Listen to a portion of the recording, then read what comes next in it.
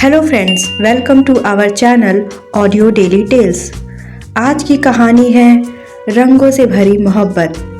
जयपुर की हलचल भरी गलियों में जहां बाजारों की चहल पहल थी, वहीं एक कोने में बैठा था आरव। वह एक सड़क पर पेंटिंग बनाने वाला कलाकार था, जिसकी पेंटिंग्स लोगों के दिलों को छू जाती थी। आरव कम बोलता था, लेकिन उसकी कला बहुत कुछ कहती थी। उसकी छोटी सी एक दुकान थी, जिसमें राजस्थानी महलों, सूर्यास्त, सूर्योदय और जिंदगी से भरी न जाने कितनी सारी पेंटिंग्स सजी हुई थी। एक दिन की बात है, दोपहर की गर्मी का मौसम था। आरव एक राजस्थानी महिला की आंखों की पेंटिंग बना रहा था। तभी एक विदेशी लड़की की आवाज़ उसकी ओर ध्यान आकर्षित करती है। लड़की कहती है, एक्सक्यूज़ मी, ये पेंटिंग कितने की है?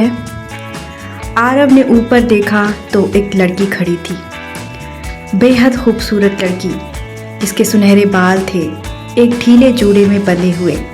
उसने सफ़ेद रंग की हल्की ड्रेस पहनी हुई थी, मोतियों का हार पहना हुआ था, जिसकी आंखें आसमान के नीले रंग जैसी स्याह थीं, और हाथ में ऊंटों के काफिले की एक पेंटिंग पकड़ रखी थी लड़की ने। आरव ने झिझकते हुए बोला, 500 रुपये, 500 मैडम। लड़की मुस्कुराई।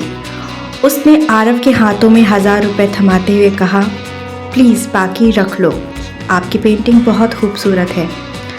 आरव ने झिझकते हुए पूछा, योर नेम? एमा, लड़की ने मुस्कुराते हुए कहा। एंड तुम्हारा नाम? आरव ने जवाब दिया, जी आरव, और पेंटिंग की तरफ देखने लगा। आरव के गाल लाल हो गए थे, मानो शर्म से वो किसी सेब की तरह लाल हो गए हों। एमा, जो फ्रांस की एक आर्ट की स्टूडेंट थी, भारत की पारंपरिक कला को सीखने आई थी। यहाँ रहते रहते उसने कुछ हिंदी भी सीख ली थी। वह यहाँ के रंगों, हलचल और लोगों की गर्मजोशी से बेहद प्रभावित थी। लेकिन आरव की पेंटिंग्स में कुछ ऐसा जादू था जिसे शब्दों में बयान करना एमा के लिए मुश्किल हो रहा था। कुछ ही दिनों में एमा हर रोज़ आरव की दुकान आने लगी। वह उसकी कला के बारे में बहुत सारे सवाल पूछती और हिंदी के कुछ और नए शब्द आरव से सीखने की कोशिश करती।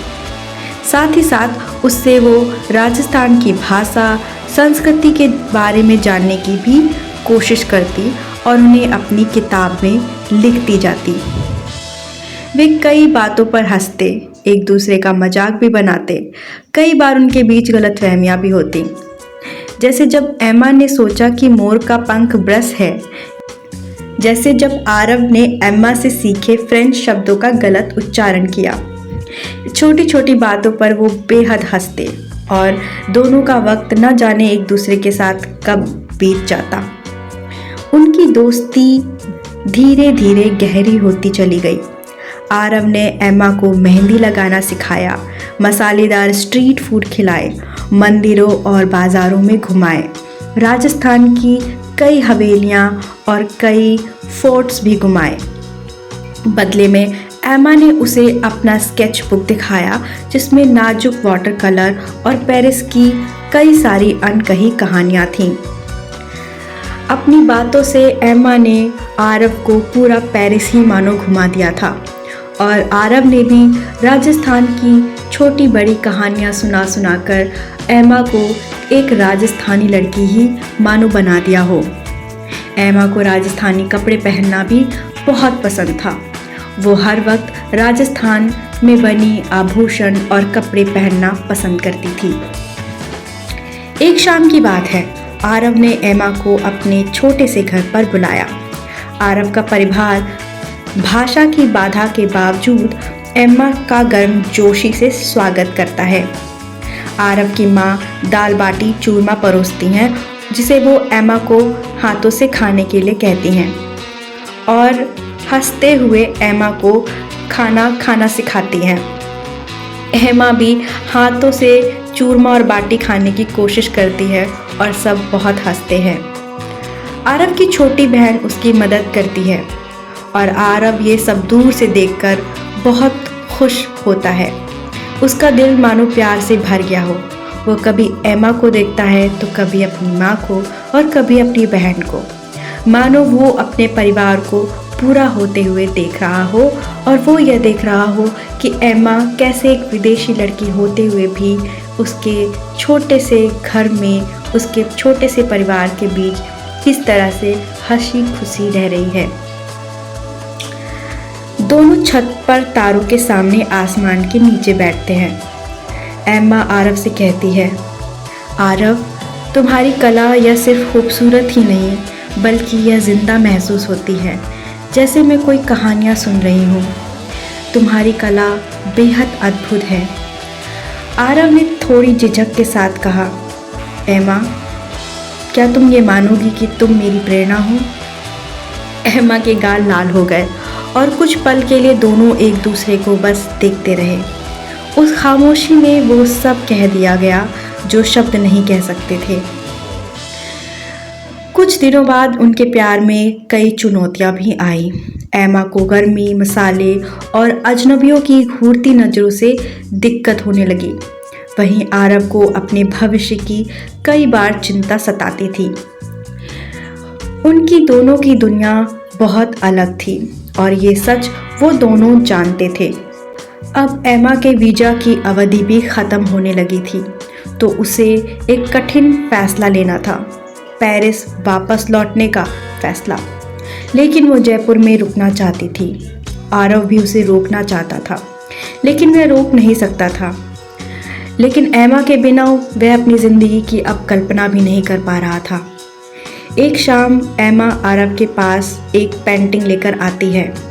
वह उनकी एक साथ की तस्वीर थी जिसमें एक झील के किनारे फूलों से घिरे हुए दोनों बैठे थे। एमा कहती है, यह अब मेरी कहानी है।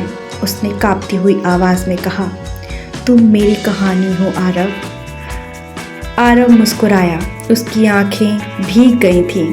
तो फिर यहीं रहो, हम दोनों साथ रहेंगे और अपनी कहानी साथ में लिखेंगे एमा, आरव ने कहा। कई दिनों की जद्दोजहद के बाद एमा ने ये फैसला किया कि वो वहीं राजस्थान में रहना चाहती है। एमा ने राजस्थान में आरव के साथ ही रहने का फैसला किया और ख़ुद को पूरी तरह से आरव की दुनिया में ढाल लिया, मानो यही उसकी दुनिया थी, मानो एमा हमेशा से यहीं रहती थी। एमा को राजस्थान हमेशा से अपना सा ही लगता था और जब से वो आरव से मिली थी उसके मन में कोई संदेह नहीं था कि वो यहाँ पर रहने के लिए ही बनी है। उन्होंने साथ में कई आर्ट्स प्रोजेक्ट करना शुरू किया जिसमें आरव की पारंपरिक तकनीकी और एमा की आधुनिक शैली का मेल होता था। पेंटिंग्स लोगों को बहुत पसंद आती थी। पर्यटक उन दोनों की कला देखने के लिए दूर दूर से आते थे, जो दो संस्कृतियों के अद्भुत मेल का उदाहरण बन गई थी। समय के साथ उन दोनों का प्यार यह साबित करने लगा कि फ़र्क चाहे भाषा का हो या संस्कृति का, कला और प्यार सिर्फ एक साझा दिल चाहते हैं। दोनों साथ में मिलकर रहने लगे। एमा ने अपनी परिवार को राजस्थान बुलाया और एक छोटे से समारोह में दोनों ने शादी कर ली और दोनों हमेशा खुशी खुशी रहने लगे। तो फ्रेंड्स, आज की ये थी कहानी रंगों भरी मोहब्बत। कैसी लगी हमें ज़रूर बताइए, लाइक कीजिए और चैनल को सब्सक्राइब कीजिए।